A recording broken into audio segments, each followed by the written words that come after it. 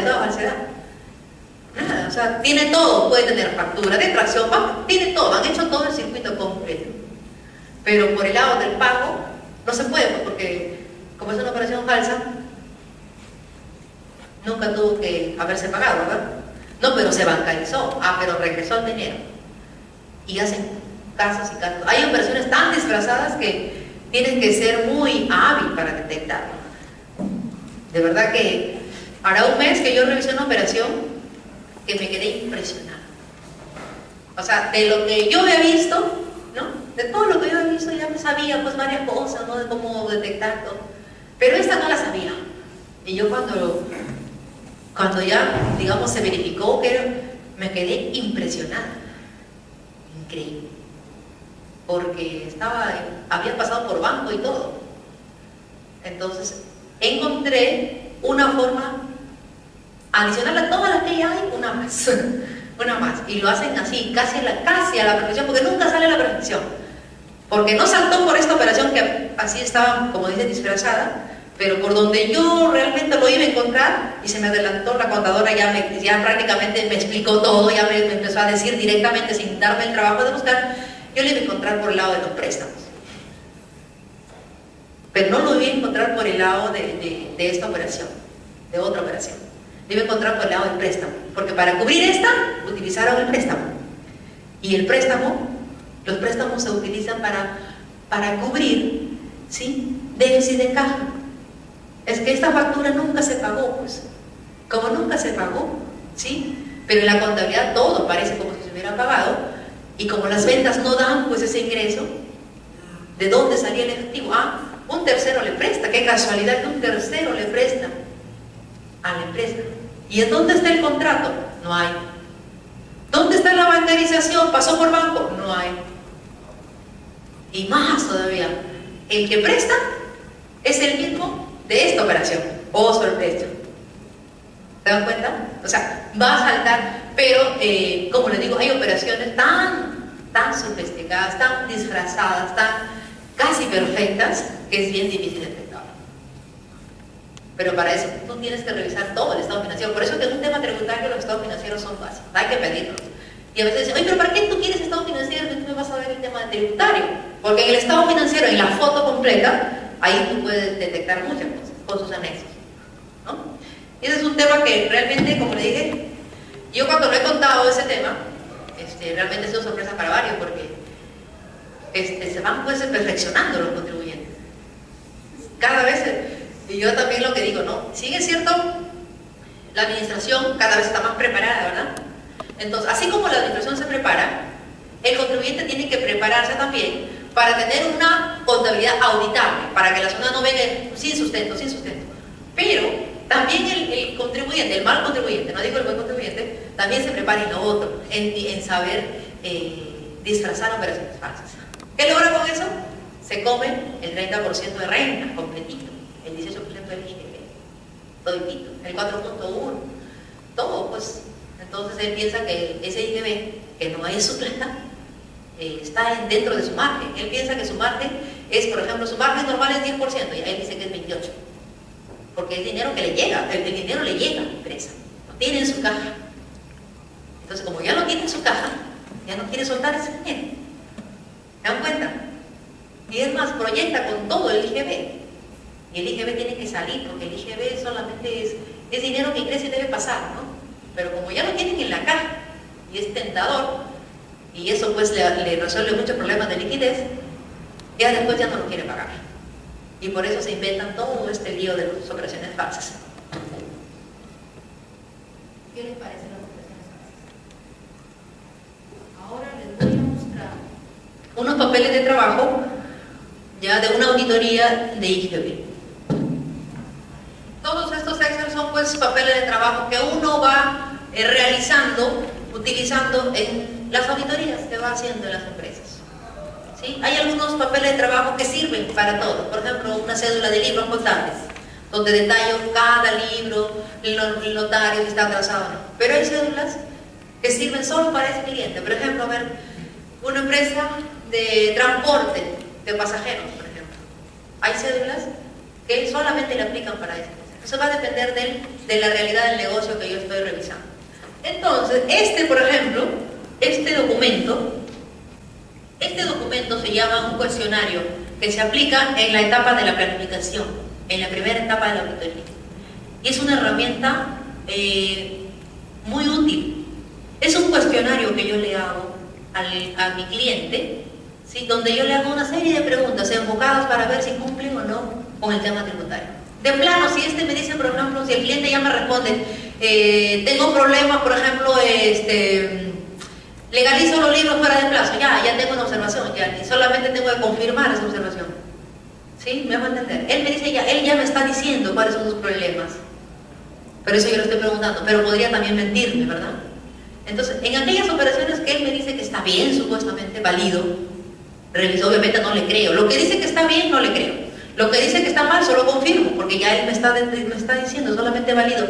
Me dice, legaliza los libros fuera de plazo. Vamos a chequear un libro que está fuera de plazo. Si tú lo dices, es porque, ¿verdad? Pero lo que él dice, no, legalizo dentro del plazo, declaro a tiempo, todo lo que él dice que está bien, eso reviso. ¿Sí? Porque yo no puedo creer, pero esto ya me da una herramienta, ya me va, aquí voy detectando problemas. Y hago preguntas como la siguiente. Primer grupo de preguntas, es un tema de información general, para ver sus obligaciones generales, las formalidades, si cumple o no cumple. La primera pregunta es, ¿han sido legalizados antes de su uso los registros y libros contables vinculados a asuntos tributarios? ¿Sí? ¿Se habrá legalizado? Primero imprimo, después legalizo, no sé. Vamos a leer dos preguntas nada más. La anotación de las operaciones en los registros de ventas y de compras no presenta un atraso mayor a 10 días hábiles. ¿Por qué? ¿Para qué le estoy preguntando eso? Porque yo sé que el atraso mayor a 10 días es no mayor a 10 días. Si la empresa me dice que sí está atrasada más de 10, ya tengo una observación ahí. Entonces solamente valido, saco la evidencia y ya tengo una observación más. ¿Verdad? Eso es. Voy preguntándolo, pero todo esto enfocado a detectar ¿qué? Los problemas tributarios. Por ejemplo, aquí le hago una pregunta en el tema de las pérdidas, ¿no? Dice, ¿figuran en la declaración jurada del ejercicio anterior pérdidas tributarias arrastrables? ¿Por qué? Porque yo previamente, yo conozco que las pérdidas tributarias va a depender de qué sistema he utilizado, del A o del B. Si utilizo la primera, solo tengo 4 años para utilizar esa pérdida. Si utilizo el otro sistema, tengo indefinido, pero solamente hasta el 50%. Entonces, esta pregunta está ligada a verificar si esta compañía ha efectuado un tratamiento correcto de sus pérdidas o no.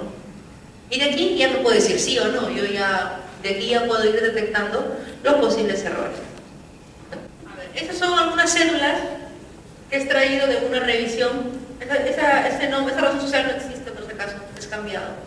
Pero sí se trata de una empresa de transporte público de pasajeros. ¿Ya? ¿Qué hemos encontrado? A ver aquí. O sea, los datos sí son cédulas reales. El nombre de la empresa es el que no existe, es un dato cambiado. ¿Qué hemos encontrado aquí? Vamos a ver.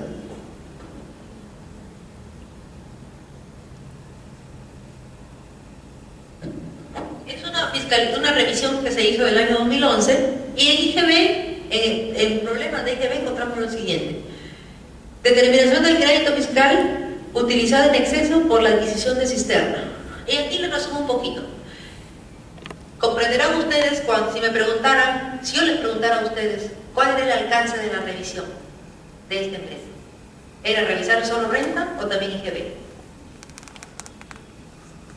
Si yo he trabajado en hacer papeles de trabajo de IGB, porque ahí es IGB, es porque también me contrataron para IGB. No es que de buena gente lo hice. ¿Sí? ¿Me van a entender? Igual pasa en una fiscalización de la SUNAT. El auditor está prohibido, escúchenme bien, prohibido a fiscalizar, ¿sí? Mejor dicho, a revisar, ¿sí? Un tributo que no está en su requerimiento. Tu requerimiento dice renta. Y yo no me puedo revisar IGB porque no es tu auditoría, no es tu revisión. No, pero que yo lo puedo ampliar. Amplíalo. Notifícame pues un requerimiento.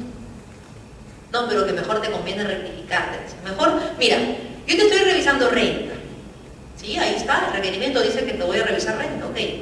Y te dice como lo siguiente, pero yo también he verificado que en IGB tienes estos problemas. Es mejor que lo rectifiques ahora a que yo te notifique un requerimiento para revisarte IGB y ahí lo vamos a revisar a profundidad, a detalle, y te va a salir más caro. ¿Qué hacen ustedes ahí?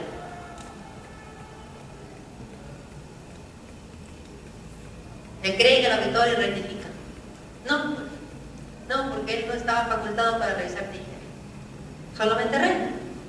Así funciona también en la privada. Me contrataron aquí para revisar IGB y renta, y libros también. Por eso es que yo he revisado IGB. Entonces, les cuento un poquito la historia, les resumo. ¿Por qué detectamos esta primera observación y sale un importe de 3.276? ¿Cuál fue el problema? El problema es el siguiente. En mi etapa de planificación, hemos dicho que hago, estudio a mi cliente, reviso a mi cliente, me entero de lo que hace, qué servicios presta. Y el transporte público es un servicio grabado con IGB o exonerado del IGB.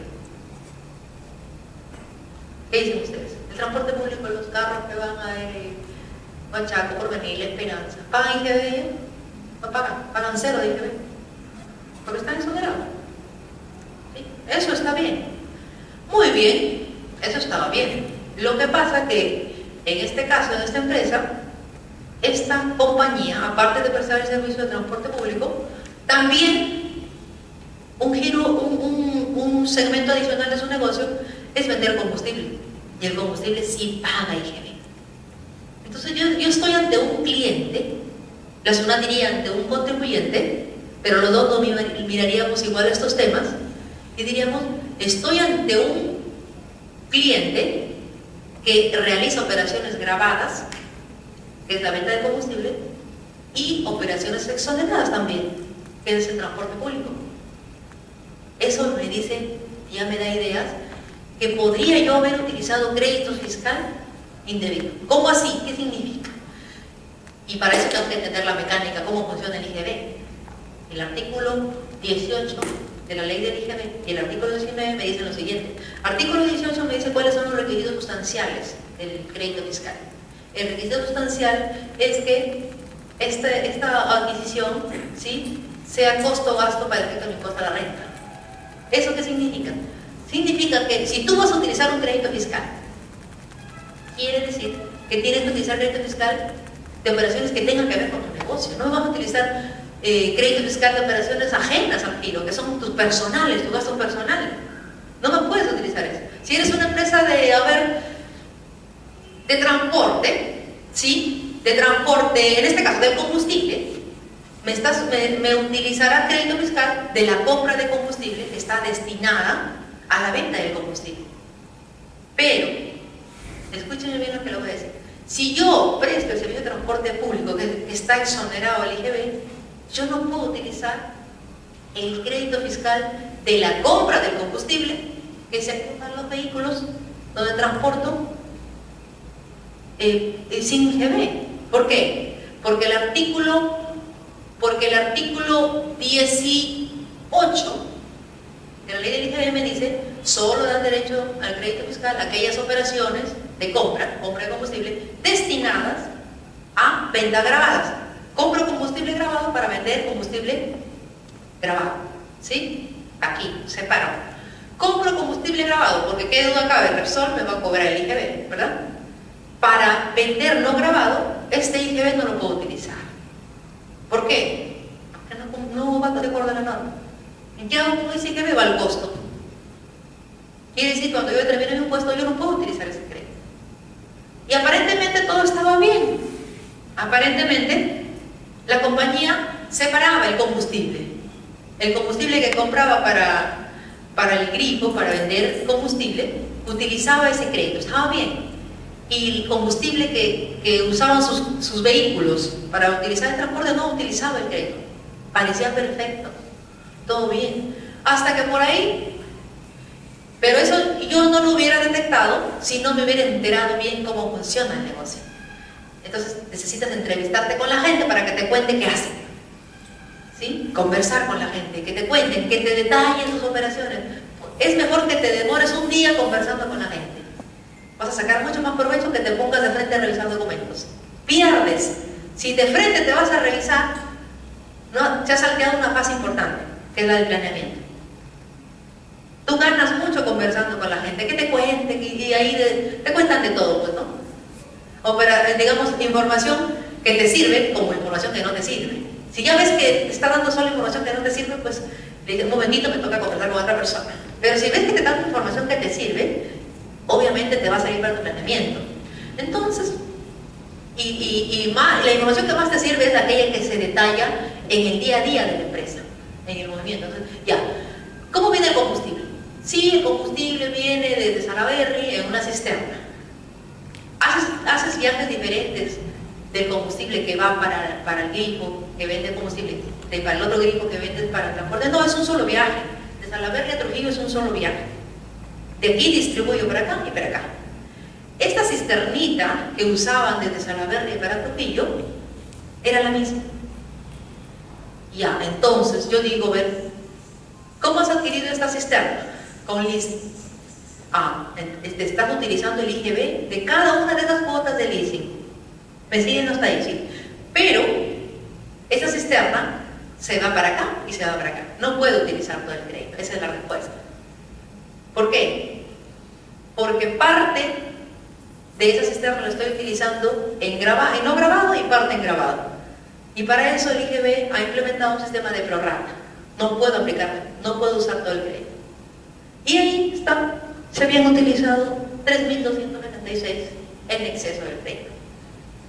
Que si yo no sabía, no preguntaba, no averiguaba de esa cisterna cuál era su función, no hubieran aparecido los 3.000. Por eso es importante que te describan el circuito completo de su negocio, cómo funciona su negocio. Otra experiencia que tuvimos es el tema de flete. En tema de flete en una distribuidora, resulta que esta distribuidora compraba productos de Lima para Trujillo, ¿sí?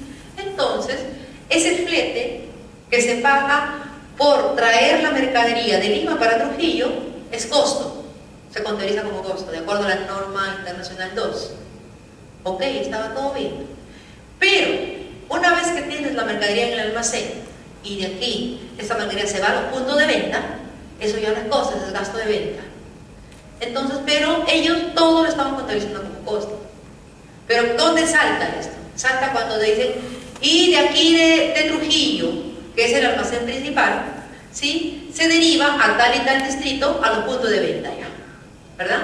Entonces, como nosotros sabemos el circuito de Lima, Trujillo, de Trujillo, ¿sí? A los puntos de venta, podemos identificar que ese flete que sale del almacén a los puntos de venta, eso ya no va al costo, eso es gasto. Pero si no te describieron o no te enteraste de ese circuito, nunca hubieras podido detectar que ese flete estaba mal contabilizado. Y por lo tanto, era un gasto, miren ahí, más bien la compañía se estaba perjudicando, porque era un gasto que podía deducirse en el año, podía pagar menos impuestos por eso. Y lo estaba inventariando, y el inventario para que pase a costo de venta tiene que haber sido vendido. Si está en el stock, se queda en el inventario. ¿Me entienden? Entonces todo marca la pauta del conocimiento del negocio. Por eso les digo, es mejor que se demoren conversando con la gente, que les cuenten toda la operatividad de la empresa. De ahí saltan los problemas, las observaciones que ustedes podrían hacer. Esa es la historia de este caso de el crédito fiscal utilizado en exceso. Esta compañía estaba trazada en ese libro. Entonces, la norma me dice que la multa es igual al 0.3% de los ingresos. Pues hago mi cálculo. ¿Cuántos son sus ingresos? Ahí está, 4 millones. ¿Cuánto es el 0.3? Y obtengo el importe de la multa con los topes correspondientes. Ahí está. Y voy determinando las multas. ¿Para qué? Para decirle a mi cliente cuánto es su contingencia, ¿no? Y a eso también le debo aplicar si existe o no rebaja. Le tengo que decir, si tú lo subsanas hasta tal fecha, puedes tener rebaja, de acuerdo a la norma, ¿no? Este es un papel de trabajo donde yo hago la comparación entre lo que dice su PDT, que es su declaración jurada que presentó, con lo que dicen sus libros contables. es solamente baucheo nada más. En otras palabras, copio, traslado lo que dice su PDT aquí. Por ejemplo, en enero, grabado, declaró en su PDT 365, está mejor sabe creo, ahí. Este es el IGB, esta es la venta no grabadas y la venta total, según PDT. ¿De dónde lo obtuve? De su declaración jurada. Esto es según su registro de ventas, ahí está. Y al costado deberían salir las diferencias. Y como ustedes pueden ver, las diferencias son mínimas, que no ameritan una observación. 14 soles, 6 soles. Está bien. Coincide. La primera es cruces que yo hago. Pero no me quedo acá, tengo que ir a los documentos también, ¿verdad? Reviso con los comprobantes. De los comprobantes reviso con el sustento. No voy a hacer que sea una factura falsa, como les dije, ¿no? Todo está bien. La factura, la bancarización, la detracción, todo, pero como dicen, es solamente, ¿cómo le dicen? Máscara nada más, de fondo no hay nada. Para este lado, ya también reviso los pagos a cuenta. En sus PDT, cuánto ha declarado, qué coeficiente ha aplicado y el impuesto. Ahí está. Y hago también el baucheo y reviso. Igual hago con las compras. ¿Sí?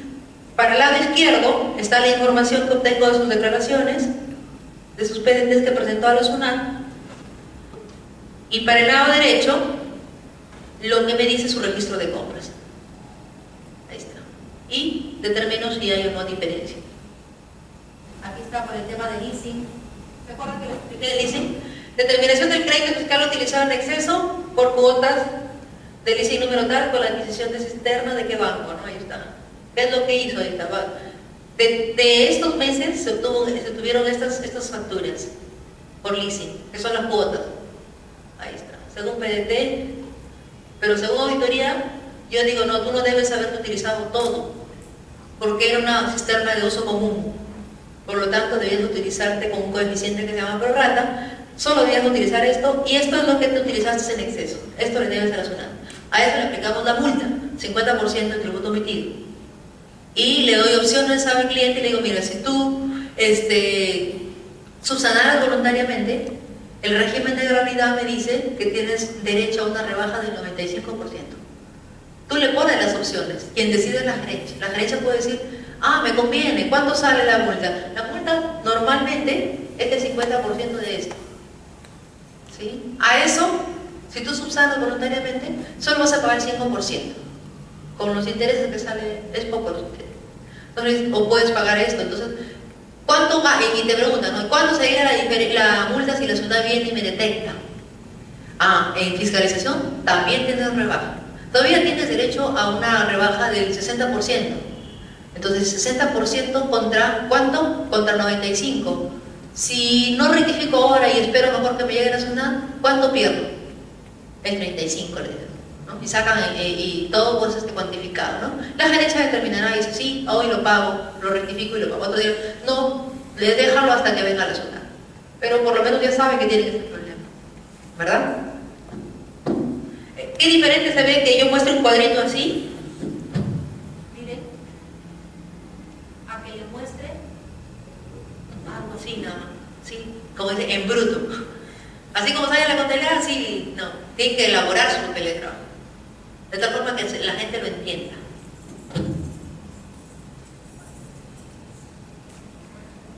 La depreciación, por ejemplo, también encontramos problemas en la depreciación.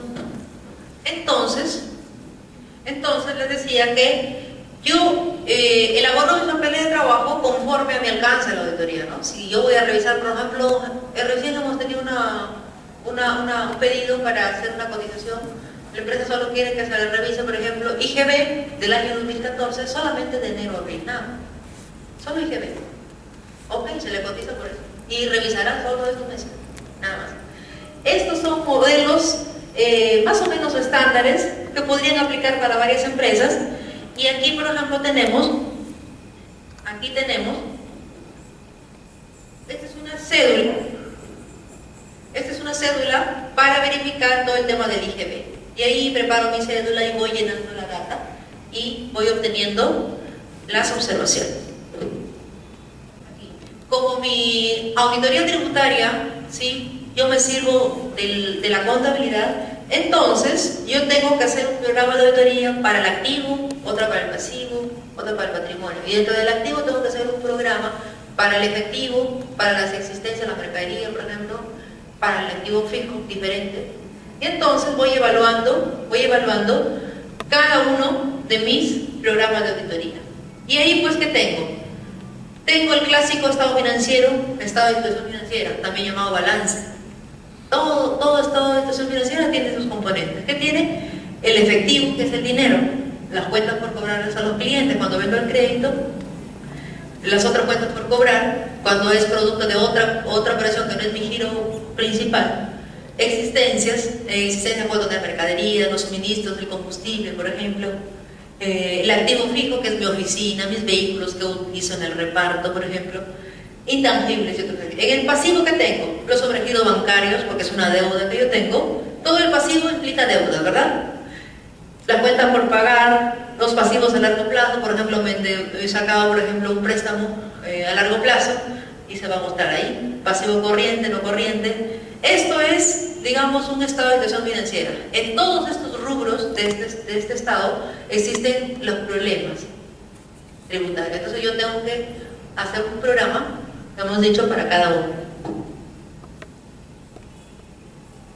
Este es el estado de resultados, también antes llamado pérdidas y ganancias, donde al inicio están los ingresos, luego viene el costo de venta, los gastos y finalmente la utilidad o pérdida, porque una empresa a veces puede ganar y a veces puede perder. Pero ¿cómo se obtiene? Ingreso menos gasto, nada más. Yo empiezo por hacer un programa para el efectivo primero y así voy en orden. Entonces describo y digo lo siguiente: el activo disponible está constituido por las cuentas que tienen la significación de saldo de dinero o especie valorada para el efectivo, y describo qué es lo que tengo en ese rubro. Y ahora también voy a identificar a dónde apunta la auditoría, el programa, en este punto, en el efectivo. ¿Qué tengo que verificar? Ahí está. El objetivo básico del área es que el auditor tenga evidencia de la veracidad y razonabilidad del disponible. ¿Qué quiere decir con eso? Que el auditor tiene que verificar si lo que dice tu contabilidad dice, a ver, que tienes 200.000 en efectivo. ¿Será cierto que tienes eso? Sí, de repente en pura pantalla no tienes nada. Un arqueo, de repente hay que verificar ahí. ¿Qué más? A ver, dices que en tus cuentas corrientes tienes $500.000 de soles. Vamos a verificar tus estados de cuenta. Hay auditores que ni siquiera le creen al estado de cuenta. Van y hacen cruce con el mismo banco, porque podría ser que esos estados de cuenta también estén falsos, ¿verdad? Ahí dice, ¿qué más? Ya que intervienen un gran número de operaciones en la empresa, clientes, compras, nóminas, impuestos. Claro, porque la caja, pues es necesario para todo. Todas las operaciones caen en caja, ¿no? La planilla se tiene que pagar, los impuestos se tienen que pagar, los servicios se tienen que pagar, la compra de mercadería se tiene que pagar. Y si hay facturas falsas, va a aparecer también por acá. ¿Qué tenemos? A ver, ¿qué vamos a verificar? Los fondos que presenta el balance, ahora ya no se llama balance, se llama estado de situación financiera, existen y son auténticos, así como la veracidad de los movimientos. Podría ser que los saldos sí sean correctos, pero podría ser que en el camino no se han registrado algunas operaciones, ¿sí? No se han registrado ni salidas ni ingresos, de tal forma que resulta que el saldo es el mismo. Pero en la auditoría también debo verificar que todas las operaciones estén registradas. Eso se llama aseveración de integridad. ¿Qué es integridad? Todas las observaciones ingresadas en la contabilidad de la empresa. Nada tiene que estar fuera. Porque si es una operación de la empresa, tiene que estar contabilizado. Otro. Dice, los fondos que son propiedad de la empresa, así como los movimientos, se encuentran totalmente registrados. Podría ser que la compañía tiene un saldo en una cuenta de banco y eso no está metido en la contabilidad, está fuera. Otro, le están depositando a la empresa, los clientes están pagando en una cuenta que es del gerente, no es de la empresa. Hay que cambiar eso también. Tiene que estar a nombre de la empresa. Y por ahí tenemos problemas de bancarización. ¿Sí? También tenemos problemas de bancarización de repente. Y así, cada uno de esos Nombres que ven veracidad, integridad, evaluación, se llaman aseveraciones de los estados financieros. Entonces yo tengo que revisar que esas aseveraciones, ¿sí?, realmente estén validadas, ¿no? Por ejemplo, tengo que verificar si efectivamente tienes ese dinero, si efectivamente has contabilizado todas las operaciones. Porque por ahí, si tienes problemas, por ejemplo, de evasión, si has vendido sin comprobante y el cliente te depositó en tu cuenta, va a salir por este canal. Porque lo mínimo que la administración hace es verificar que todos tus depósitos que te hayan declarado tus clientes tengas el comprobante de pago. Si tienes el comprobante, que lo hayas declarado, que lo hayas registrado, ¿dónde? En el registro de ventas, y que hayas declarado tu PDT en tu impuesto. En otras palabras, que hayas depositado, que hayas pagado el IGB de las operaciones. No vaya a ser que has vendido sin comprobante, no has pagado la factura, pero el dinero está en tu cuenta. ¿Hay alguna forma, digan ustedes, de excluir ese movimiento? Ya no, porque está fuera de tu alcance, ¿verdad? Porque además está en el estado de cuenta.